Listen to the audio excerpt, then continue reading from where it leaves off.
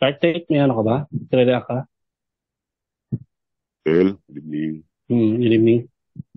Good evening po sa lahat ng mga nandito ngayon sa podcast. Gusto ko lang sana sagutin yung predicament ni Sister. Nandiyan pa ba siya, Del? Yung nagsalita kanina? Yung Mm, unang-una nagsalita ako na si ano, si... isang bahay natin. Mm, Oo, kasi nakakaramdam siya ng si takot sa naghahanap isip ng niya eh. katotohanan. Oo. Oo, nandiyan pa ba siya? Naghahanap ng katotohanan. Para po sa inyo itong sagot na to, yun po kasing nararamdaman nyo na takot sa isip, sa puso, lahat ng mga nandito, mga nasa Middle East, alam namin may bumabagabag sa inyo. Natatakot kayo na para bang wala na kayong pag-asa. Nararamdaman nyo yung pakiramdam na baka wala na kayong espiritu at baka may impyerno na kayo dahil tayo po ay natututo ng magtanong. Makikipasintabi po ako sa lahat ng mga atheist at sa lahat ng mga agnostic na naririto sa podcast. Pasintabi na lang po. Let's go with the flow muna, ika nga. Para na lang po kay sister na nagtatanong kanina, since biblical naman yung kanyang issue. Um, Sister, kung sino man po ikaw, naghahanap ng katotohanan, the good thing that happened to you is this, natuto kang magtanong. And that's the good sign. Ang pagtatanong po ay paghahanap ng sagot. Ang katotohanan po ay hindi umiiwas sa tanong. Hindi po takot ang katotohanan sa tanong. Kaya pagka ayaw po nilang magpatanong, meron lang po silang ayaw matuklasan nyo. Ayaw nilang matuklasan nyo yung katotohanan. Alam nila ang katotohanan, pero pilit po nila yung iniiwasan dahil ayaw nilang harapin ang katotohanan. It just so happen, kinakalikot nyo ngayon ang katotohanan. In a biblical perspective, mapapahamak ka ba dahil nagtatanong ka na ngayon? For me, hindi po ganun kalupit ang Diyos ng Bible. Alam ko po meron kayong pinanghahawakan na salita pa ni Beth. Dahil lang sinasabi ni Beth, pagka meron kayong laban kay kapatid na Daniel, laban kay sa akin. Pero, di ba si Beth din naman ang nagsabi na pagka may aral na mali, layas na? At huwag tayong matakot doon. Kung nanghahawak pa rin kayo kay Beth, ha? Di ba narinig naman natin, debate at pangangaral ni Kristo? Di ba yun salitaan? Pero bakit wala nang kibuan? Di ba kontraryo yon sa aral ni Beth? Di ba yung ayuno sa turo ni Beth? Ang ayuno dapat hindi ka kakain at di ka iinom. Pero pwede ka na ngayon kumain at uminom. Ngayon, kung susundan mo yung instruction ni Beth, pag may aral na mali, layas na. Well, sinunod mo lang naman yung turo ni Beth eh. Kung may Beth, kung nanghahawa ka kay Beth. Pero pangalawa, salita lang naman po ni Beth yun eh. Doon ba tayo dapat manghawak? Hindi po ba dapat manghawak tayo sa salita ng Bible, sa salita ng Bible? Kasi ang sabi ng Diyos, siya ang may ibig lahat ng mga tao maligtas. As long as nasa puso mo, kapatid, yung pagnanasang maligtas, panghawakan mo yun. Ang Diyos naman po ang magliligtas eh. Hindi naman po si KDR, hindi naman po si Beth. Ang sinasabi po sa aklat ng gawa ng mga apostol, sa bawat bansa, siya na may takot sa kanya, gumagawa ng katwiran, katanggap-tanggap sa kanya. Palagay mo na nag-alinlangan ka sa MCGI. Naging inactive ka na sa MCGI. Pero sabi ng Diyos sa bawat bansa, siya na may takot sa kanya, gumagawa ng katwiran, katanggap-tanggap sa kanya.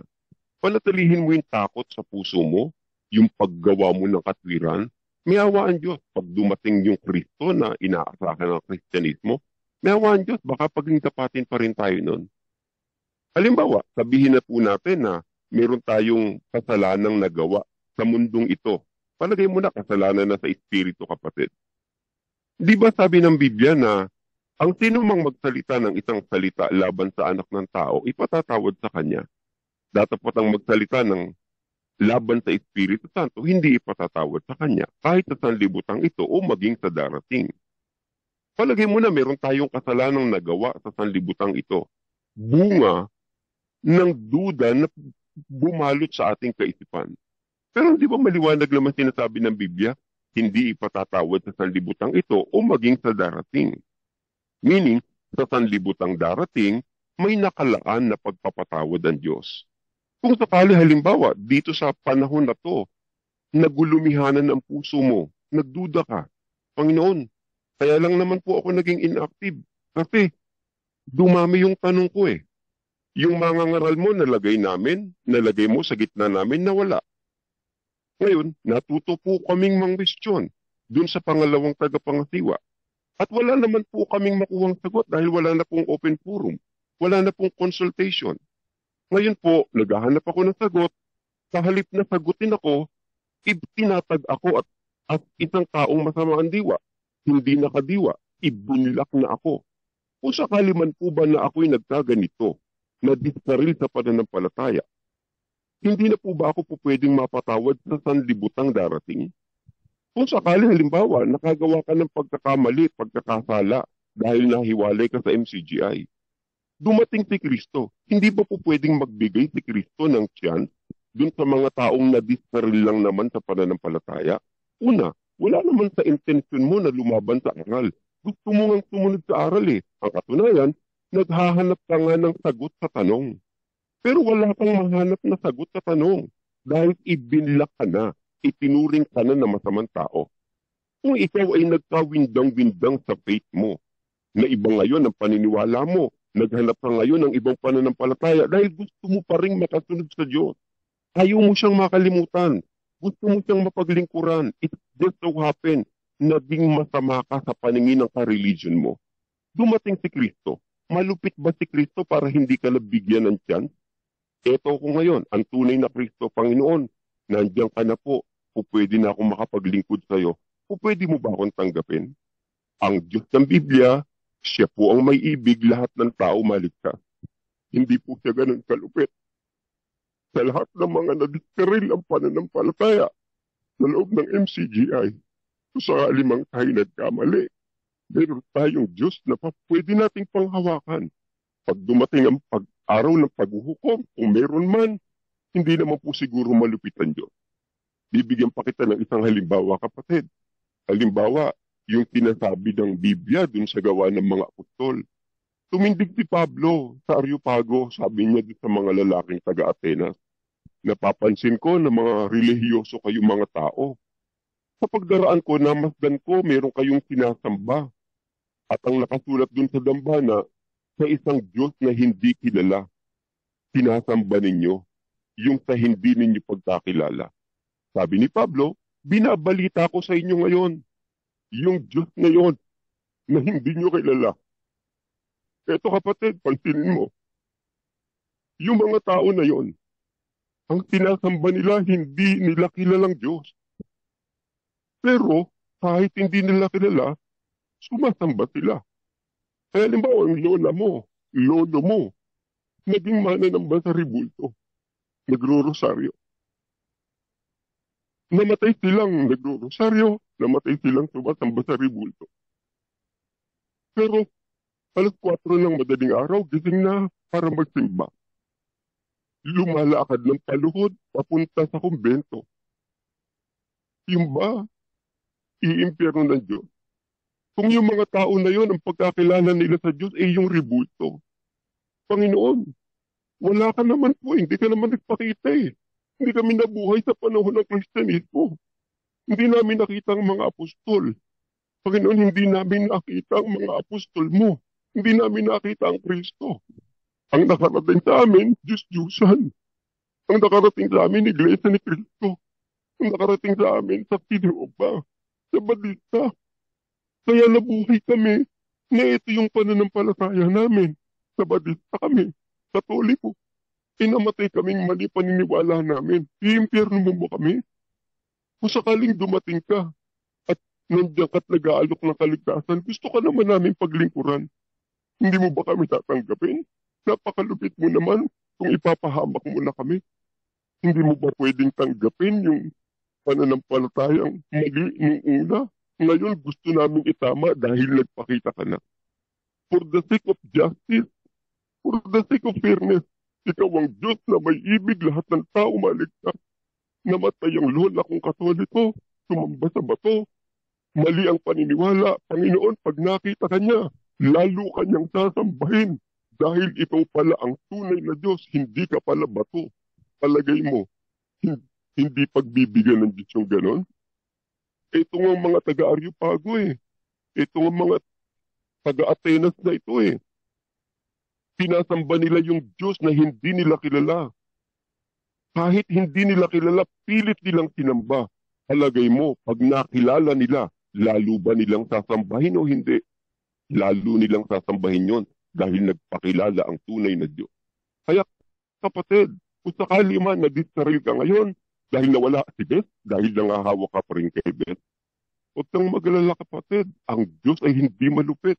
Ang Diyos ay Diyos ng hustisya. Marunong siyang mahabag. Sabi nga ng Biblia, magmamaawain ako sa ibig kong kaawaan. Pagka gusto ng Diyos na iligtas ng isang tao, walang makaka-question doon. Panatilihin mo lang sa puso mo kapatid, yung pagkakaroon ng malinis na budi sa kapwa, huwag ka lang man tatapak ng moral ng ibang tao, panatilihin mong may dignidad sa harap ng kapwa mo tao. Nag-discarrel ka man ngayon dahil nagkaroon ng abirya yung religion mo, may awa ang Diyos pagdating ng araw, meron siyang ibibigay na grasya o kaligtasan sa mga taong naghihintay sa Kanya. Sana nakaintindihan mo po kapatid. Huwag kang mag-alala, may Diyos na maawain sa langit. Sa Nadel, naging biblical tayo ngayon. Back to you muna. Ikaw sis, huwag kang mabother doon kung talagang may Diyos na totoo, ano. Naiintindihan ka ng Diyos. Ako, feeling ko, buti mong tao eh. Hindi naman ganun kalupit ang Diyos na hindi ka lang, tama yung sinabi mo, yung kinatwiran mo na hindi ka ba pwede magpasalamat mag-isa? Di ba? Kailangan kasama sila lagi o grupo. Hindi ganun ka, Kuya Adel, oo. makasingit lang po. Gusto ko lang din sana ma-acknowledge yung sinabi ni Peck tungkol sa sinabi ni Dark Knight. Sabi niya kasi sa YouTube, nag-comment siya, kausap ko nga ang lolo ko kahapon. Sabi niya, kaawaan nawa daw siya ng Diyos sa paghuhukom. Kung sakaling nagkamali siya, nawa daw bigyan siya ng katarungan sa mga nagbibintang sa kanya na may laban imbes sa gipin.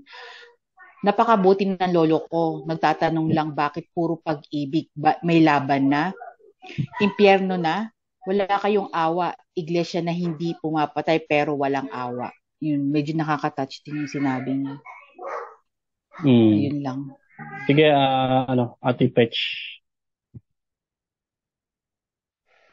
Sa akin lang, yung mga religious, okay yan eh, na you keep your religion, your faith. Para masasabi ko, believe in a God that makes sense. Kung paniwala nyo ay mahigit ang karunungan at kaunawaan pag-ibig ng Diyos kaysa sa inyo, tingnan nyo, kung yung ipantay nyo sa standard ng tao o sa inyo na lang, di ba, nakakapagpatawad kayo, nakakapagpangutang kayo, bigay kayo ng second chances. Siguro naman, mas matuwid yung Diyos na sinasampalatayanan nyo, no? Na may justice na nakakakita ng puso. So, pagka merong nagsasabi sa inyo, ayaw ng Diyos yan, galit ang Diyos dyan, isipin nyo sa puso nyo, ganun ba talaga ang Diyos na pinasasamba nyo sa akin? Na malupit? Na hindi ako nangutang, walang yana ako. hindi ko pinangutang. Kasi yung manggagawa ko, walang yana ako. Dahil lumapit ng personal sa akin, may pera ako, pero sa isang importanteng bagay ko naman dadal, hindi ko naman yun wawaldasin ng halimbawa na iniipon mo pang college ng anak mo. So meron ka talagang pera. Ngayon, lumapit sa iyo yung manggagawa at sabihin na pag tinanggihan mo, walang ka, alam mo, kung ganyan lang din ang Diyos na sinesell out niya sa inyo, tumalikod na lang kayo sa ganyang Diyos. Ganun. Kung gusto nyo pang ikip yung faith and religion Correct. nyo, yung Diyos na yan, nonsense na siya. It doesn't make sense. Mm-mm. Ganun lang po. Tsaka masyadong nilang generalize yung Diyos, yung salitang Diyos, demonyo. Parang, like for example, nung nagsasalita si KDR, di ba? Naglilingkod tayo sa Diyos, di ba? Or nagbabanal tayo, ganyan, or sinasabi nila na yung ginagawa mo niyan ay ikaliligtas mo at ikinalulugod ng Diyos na ating pinaglilingkuran. Parang as if na yung kanilang Diyos ay talaga yung totoong Diyos, Parang pagka umalis ka sa iglesia nila at nagsalita ka ng against sa kanilang iglesia o sa leader nila at sinabihan ka na, ano ka na, sa demonyo ka na, lumalabang ka na sa Diyos, Parang masyado na generalize or parang as if yung Diyos nila ay totoo talaga, Pero in fact, kung titignan mo, napakakitid ng utak ng Diyos ng MCGI. Yung Diyos na pininiwalaan nila. Kasi, kung lalawakan mo lang isip mo, makakaalis ka dyan sa na yan. I don't think kung may Diyos man, hindi ganyan kakitid ng utak ng Diyos na kumain ka lang ng chicken joy, maiimpyerno ka na. Kung totoo man yung impyerno na yan, makakasama mo na si Hitler sa, dagat-dagatang apoy, kumain ka lang ng chicken. Tapos, nanood ka lang ng sine, mapupunta ka na sa hell. Paano naman yung mga pumasok ng nightclub sa Area 52? Bawal umupo sa sinihan dahil upuan doon naman lilibak, so mapapahamak ka. Paano yung umupo ng mga umupo sa Area 52? Paano ngayon yun? Sama-sama sila doon. Napaka nonsense at illogical nung Diyos ng MCGI sa totoo lang. Napakalupit, totoo lang. Napaka-inconsiderate compared do sa sa Diyos na ini-offer ng ibang religious organizations, Adel, gaya nun, yung comment dito nung isa, si Peculiar. Ito, pansinin mo to sa comment niya na to. Napakahaba ng pagkakatipon dahil sa isang topic reaction na 1 hour. Review ng topic, 1 hour. Isang pagkakatipon na yan sa panahon ni Brad Eli noon, worship service at prayer meeting. Yan. Okay lang sana to keep us with sitting sa mga lokal kung mayroong sense ang mga binubulalas ng bibig ninyo. Kaya lang wala naman. So, dito sa comment na to, hindi lang to comment nung isa nung Peculiar Comment to ng maraming Exeter at nung mga nasa Reddit na halos 5,000 na. Hindi naman natin nilalahat ng 5,000 nandun is legit, Pero, can I to assess, hindi ba naiintindihan ng Diyos yung sentimiento ng mga nasa Reddit? Palagay mo, kung ang Diyos ay Diyos ng hustisya, di ba dapat kung papaanong ang paniniwala ng MCGI, sila'y sa Diyos at pinakikinggan sila ng Diyos? Di ba for the sake of justice and fairness, di ba ang Diyos ay Diyos ng hustisya? Di ba kung paanong iniintindi ng Diyos si Brad Josel dahil sa haba ng recap niya? Di ba dapat intindihin niya rin yung mga naiinip? Totoo bang may naiinip o wala? Meron Magbakit ka ng Reddit. Hindi multo nagsusulat dyan. Ang mga nababasa mo sa Reddit, mga legit na sentimiento ng mga tao. Kung naiintindihan ng Diyos, palagay mo na si Brad Josel. Hindi ba kayang intindihin din ng Diyos yung taong nabubuisit at nabuburyong sa haba ng recap at binabatibot na salita?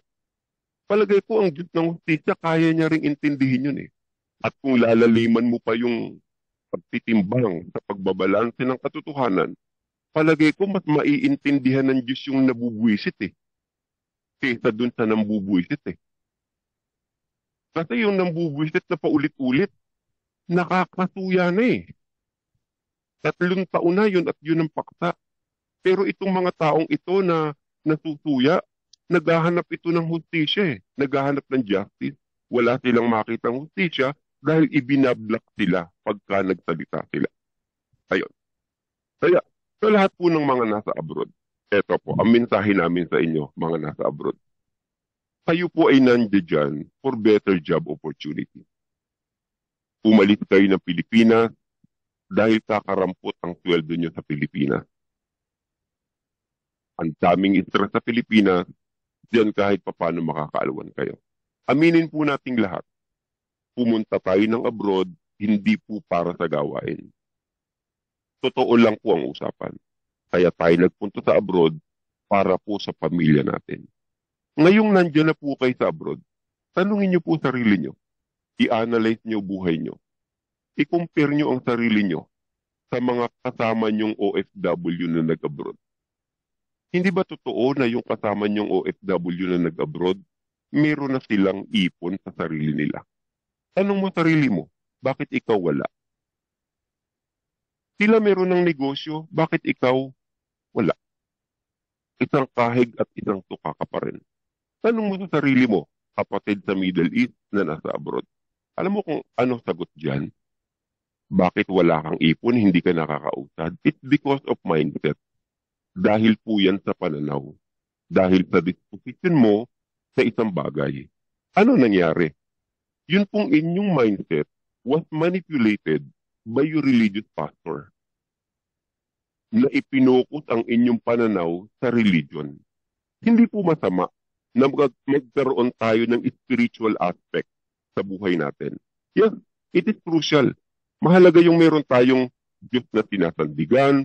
Kahit hindi natin siya nakikita, hindi natin siya nakakausap, masarap sa loob yung meron kang Diyos na someone na inaasahan mong Panginoon, diyan ka lang po, huwag mo kaming pababayaan.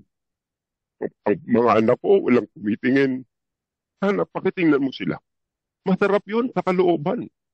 Yung merong invisible, someone na merong extended power na kayang sumagip sa pamilya mo na dahilan ng pag-aalala mo. Hindi po masama na magkaroon ka ng spiritual side. However, kung ang spirituality mo is naging manipulated na ng religious pastor mo, yung mind conditioning na, kapatid, hindi baling wala kang kayamanan sa lupa, meron ka namang kayamanan sa langit. Kaya ka walang ipon. Try to look back. Bakit yung pastor mo ngayon? Hindi ka ba nagtataka? Ang dami nilang investment, kapatid. Meron silang mansyon, may lupain, may mga negosyo, may milyon-milyon, may mga motorsiklo, may ticket na pambili ng halos isang kotse, yung mga pamangkin. Ikaw, ano pera mo? Tingnan mo bang account mo walang laman? Bakit? Binigay mo sa copy. Nasaan ang pera mo, kapatid? Wala. Tinulong mo sa KNP. Nasaan ang pera mo? Saan napunta? Tinulong mo sa project. Tinagad mo lahat. Hindi ka nagtira para sa sarili mo. Bakit nagkaganyan ka? Mindset. Minanipula ng pastor mo ang isip mo. Magtaka ka ngayon, kapatid. Sabi nila magbenta ng pag-aari. Bakit sila hindi nila nagagawang magbenta? Tinipid mo sarili mo, sila nagpapasasa. Ano ngayon ang buhay mo, kapatid? Matigas ka pa rin? Ayaw mo pa rin magbago ng mindset? Hindi ka magpo-progress. Kinainan ng religion ang oras mo. Sabi nga nung nandito, yung time mo sa religious activity mo, denominate na. Kung yung oras mo na yan, iniukol mo pa sa negosyo, maaari may passive income ka na sa Pilipinas. Pero anong reality? 4 na oras kang nakikinig, prayer meeting lang. Panahon ni Bit, 1 hour lang. 1.5 tapos na eh. Ngayon, 4 hours? For what? 8 oras, Thanksgiving? Di ba kayo nag-iisip? Religion pa ba yung ginagawa nyo na yan? Hindi ka na naging productive. Paulit-ulit lang naman yung usapan. Nakakatulong pa ba yan sa'yo, kapatid? May progress ka ba? Ano yung pag-handle mo ng finances mo? Di ba napaka-poor ng pag-handle mo ng pera mo?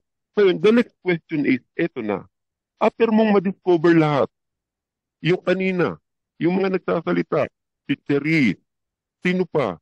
Yung naghahanap ng katotohanan. Ngayon, eto na. Si Sitaw. Eto na ngayon. The question is, after mong madiscover ang lahat ng ito, na hindi ka pa pala financially stable, ano gagawin mo? Magbibigay ka pa rin ng lubos-lubos?